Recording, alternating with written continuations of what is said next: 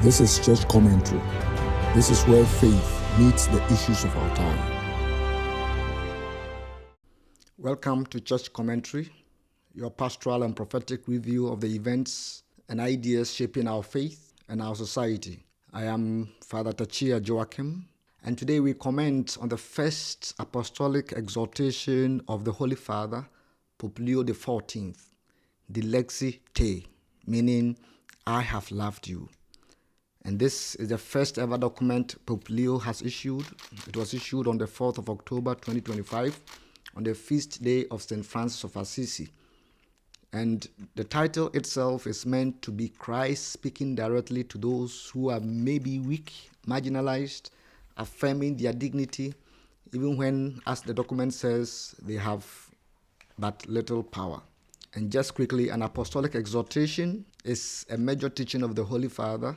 Think of it as authoritative guidance, reflection, a strong pastoral push that the Holy Father, as the chief shepherd of the church and the chief supreme teacher of the church, gives to his flock. And it's different from an encyclical which defines doctrine in a strictest sense and sets a direction, a tone that the Holy Father wants the church to move. So our mission today is pretty clear.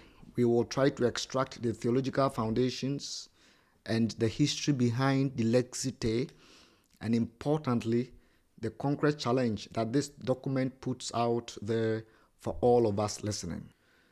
This exhortation continues a spiritual and theological project which was begun by Pope Francis himself, who ended his pontificate with the encyclical Dilexit Nos, He Loved Us. And in that document, Pope Francis explored the divine and human love of Jesus Christ, symbolized in the Sacred Heart of Jesus. So Pope Leo XIV now takes up that thread, giving it flesh and mission. He reminds the world that the poor are not a problem to be solved, but people to be loved. And the very reflection of Christ's heart, as he writes, I have loved you, Revelation chapter 3, verse 9. Words addressed by Jesus himself to a powerless, persecuted church community. So that's a powerful act of continuity between the Pope Francis, and Pope Leo XIV, and a clear sign of direction of what the Holy Father wants the church to go.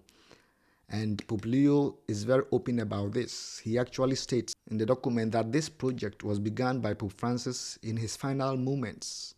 And Pope Leo XIV then adopts the project, adds his own reflections, and made the decision to issue it right at the start of his pontificate. At its core, Dilexi Te teaches that love for the Lord is inseparable from love of the poor. And the same Jesus who said, the poor you will always have with you, Matthew 26:11, also promises us that I am with you always, Matthew 28:20. For Pope Leo, this means that Christ's presence among the poor is not symbolic, it's sacramental. So for us Christians to serve the poor is to touch the living Christ. And he insists that love for the poor, whatever form their poverty may take, is the evangelical hallmark of a church faithful to the heart of God. He insists that authentic faith in Christ cannot be separated from love for the poor.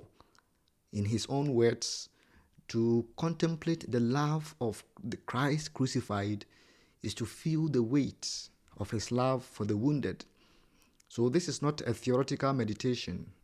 It is a call to action, a call to conversion that the Holy Father invites us, not only to reflect on Christ's love for the poor, but to take concrete action to elevate poverty in our societies.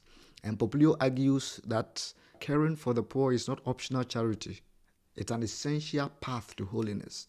In other words, love for the poor is not an accessory to Christian life. It is the mirror of our discipleship. So love of the poor is a reflection of Jesus' own self, who said that whatever you did to one of the least of these my brothers, that you did unto me. Matthew chapter 25, verse 40. The whole document seems to frame any contact with the powerless, the marginalized, as a direct encounter with Jesus Christ himself. The exhortation unfolds in 5 clear chapters Chapter 1, which is entitled A Few Essential Words, expands our understanding of poverty. And it says that God's heart has a special place for the poor. And in the document, Pope Leo explains how the entire history of our human redemption is marked by the presence of the poor. So it's not just a social issue, it's built into the very fabric of our salvation history itself. The poor, according to Pope Leo, aren't an afterthought in God's plan. They are central characters in the whole of our salvation history. And one of the most striking lines of Dilexi Te says, the poor are not a sociological category, but the very flesh of Jesus himself. This is an unmistakable theological claim. It means that faith is not complete unless it takes flesh, the same flesh that suffers, hungers, thirsts, and hopes. To believe in the incarnation is to see Christ's humanity in those who are most forgotten, the marginalized. And Pope Leo warns that the greatest discrimination the poor suffer today is the lack of spiritual care. And he insists that a preferential option for the poor must always include preferential pastoral and spiritual care, because the human person is not a mouth to feed, but a heart to love and a soul to save.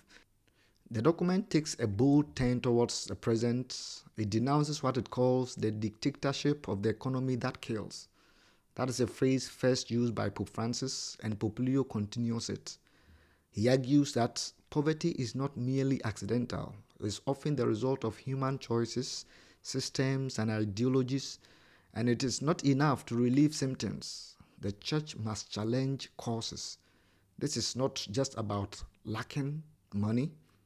He talks about poverty as being multifaceted. There is material poverty, obviously, and also social poverty with exclusion, discrimination, racism, which sometimes is even invisible. And the document also talks about moral and spiritual poverty, and significantly, right-based poverty. So what is right-based poverty?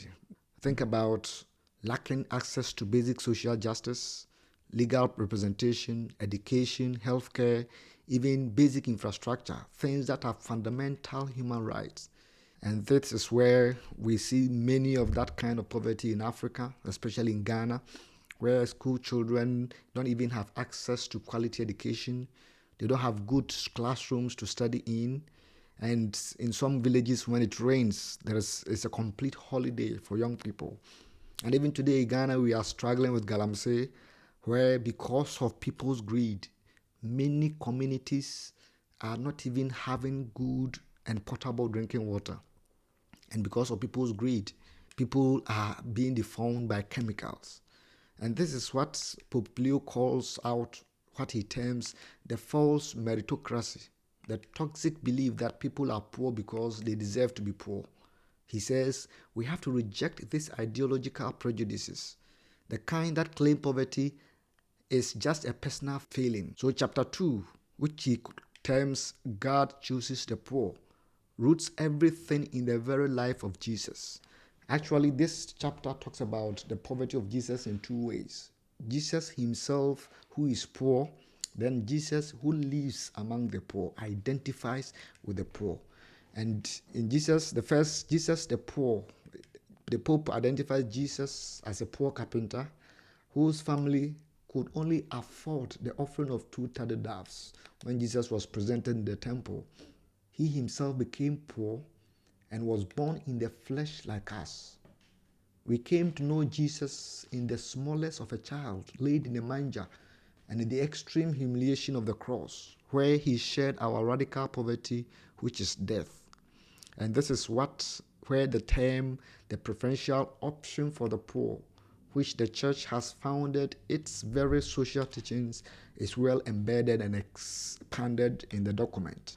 And he points out that Jesus was a tekton, a Greek word which means a craftsman, a carpenter, someone who worked with his hands, manual labor, and survived based on that handiwork. So in Ghana, you can use the term hand to mouth, somebody who basically work, get money to feed, to survive, to buy his basic needs. And this is who Jesus was. Jesus was a tecton. And chapter 2 really hammers home the point that your love for your neighbor, especially the poor neighbor, is the ultimate proof, the acid test of whether your love for God is authentic or just empty words. And chapter 3 then moves into the history, a church for the poor. And this chapter is like a highlight reel showing this commitment to the poor isn't a new thing. It runs through the church's history, use some really powerful historic witnesses like the famous story of St. Lawrence, the deacon of Rome, who, when asked to show the treasures of the church, presented the poor people themselves as the treasure of the church. So in the history of the church has always seen that its treasures are the poor. And he quotes the Eastern Father, St. John Chrysostom, with his incredible radical line that not giving to the poor is stealing from them. I remember my own story when the church has made me who I am.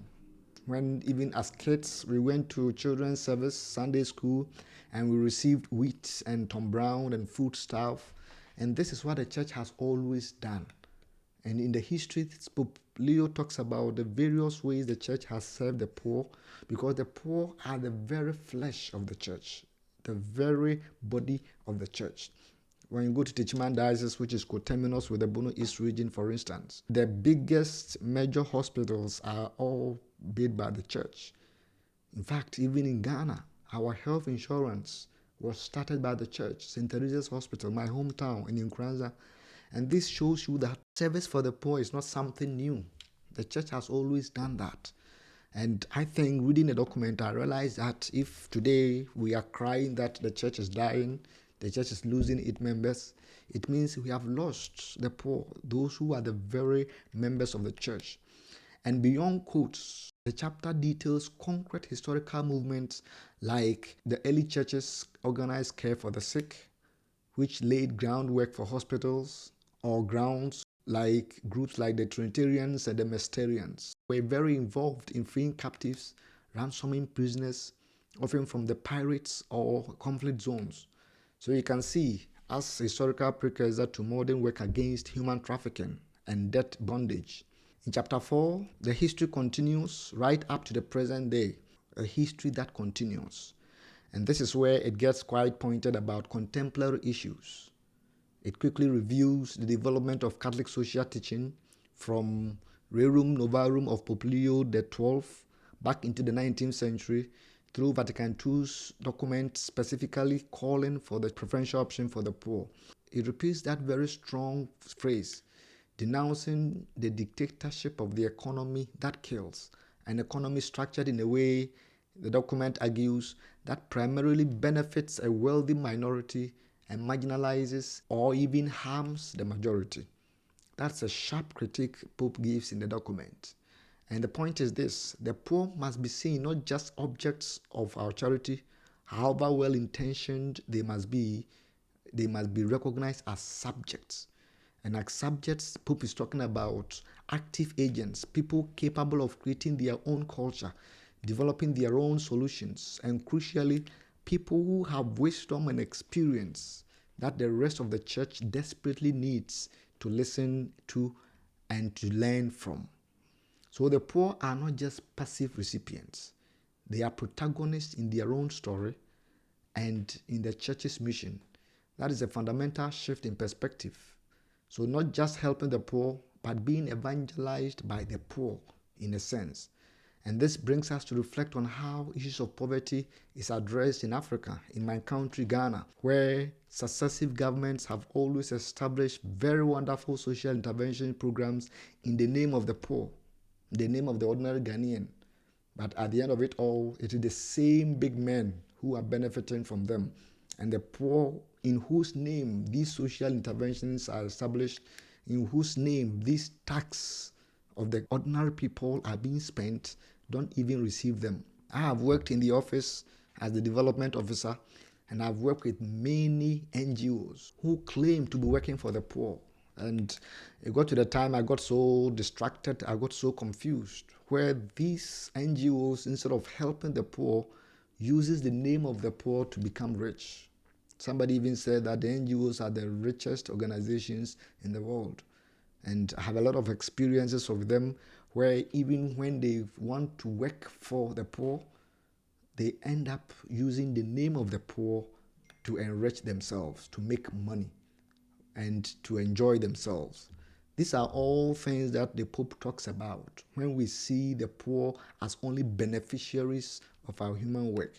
Sometimes we had a program where we were helping migrants to help solve the problem of illegal migration. And in those programs, we don't even touch the real cause of young people illegally migrating from Ghana to Libya to Italy to Spain. We end up inviting them for a workshop, give them 20 Ghana cedis, and give them some rice in the takeaway, and they go. And the problem continues. So in a very real sense, this is the challenge that the Holy Father is posing to all of us. And chapter 5, which is the final chapter, is a constant challenge. A constant challenge brings it back to the individual. After painting the big picture, theology, history, the structures, the document zooms back into the personal responsibility using that timeless parable of the Good Samaritan. So what is the main challenge identified here for us today? The key modern failing, according to Pope Leo, is indifference. Just walking by on the other side, he worries we become, and this is the word again, illiterate. Illiterate in caring for the frail, caring for the weak. We lose the ability to even see or read the signs of the suffering around us, or perhaps see them but feel powerless or worse, unmoved. So Pope in the document offers an antidote to this illiteracy, to this indifference. And it's very interesting. While affirming the absolute need for structural change, he strongly defends the value of simple personal gestures, specifically almsgiving, like just as giving money to someone on the street. Some argue that that doesn't solve the root problems, but the Holy Father acknowledges that, and he knows it does solve the big structural issues on its own, but he insists it's still necessary, vital, because it's an act of encounter. It's a chance to say, he says, to touch the suffering flesh of the poor, connecting back to the flesh of Christ idea. So we spent a good amount of time unpacking the content, chapter by chapter. Let's circle back to the author himself, Pope Leo. Issuing this document with this specific focus right at the beginning of his pontificate. What does it tell you? What does it tell us? And I think that in the document, the Pope uses his own experience, his own life, working in Peru, working with the poor in the Latin America, and picking it from where Pope Francis ended. I can really see the mind, the objective, the manifesto of the Holy Father. At the heart of this exhortation is the Pope himself, a missionary, a pastor, a bridge builder. I think many of us are trying to watch out who Pope Leo is going to be. This is his manifesto. So from this very first major teaching, Pope Leo defines his papacy around one poetic and prophetic demand. The church is only fully the bride of the Lord when she is also the sister of the poor. And I hope to see that. All this actually gives me hope that the Pope is going to fight for the marginalized. He's going to be there for the poor. So this tells us the church's credibility depends on her closeness to the poor. So for us young people who are great fans of the new Areopagus, Dilexi Te has a strong message for us. Pope Leo gives us 3 simple but radical invitations. He calls us to commitment and to closeness. He invites us to spend time, real time, not on our phones, but with those who are suffering. Your classmates sitting next to you, your brother, your sister who is suffering. We don't have to outsource compassion. We have to be present. And this is the first form of love the Holy Father is inviting us. He is also inviting us to structurally advocate for them, speak out against systems that harm life. Now we are talking about galamsey. And for me, when we are talking about galamsey in Ghana, we have seen clearly that politicians are not ready to help. We, those who are crying, who are dying out of the polluted water, have to stand up. We have to act. We have to come together. We gave the politicians the power. We have to take this power back and fight and save our nation. Fight and save the environment. We in Ghana, we depend so much on the environment, our farms, the waters we drink, our source of energy, the sun, the rain. So when we destroy these same things, the poverty margin is going to be so widened. People are going to die. Even doctors today are already hinting on deformation. Children who are born deformed. A priest told us in one of our programs in the National Catholic Secretariat, when I was in the development office, that even Catholics come for communion and he could see that their tongues are green because of the mercury, because of the chemicals. We have to fight. And Pope Leo is giving us the courage, is encouraging us, giving us the power to get up and fight against every injustice that widens the poverty gap. And the third is to cultivate a heart. Practical almsgiving, not for pity, but for formation. So let generosity soften your spirit. Look the poor in the eye and recognize the face of Jesus. So my dear friends, this is church commentary. Dilexi Te, I have loved you. It's not just a policy document. It's a love letter from Christ through the Holy Father to the church, to the world, and to all of us. I'm Father Joachim Takyia. See you next time, and continue to follow us, subscribe to our channel, and let us grow together. The new Areopagus Media is meant to empower you that you will be the best version of yourself.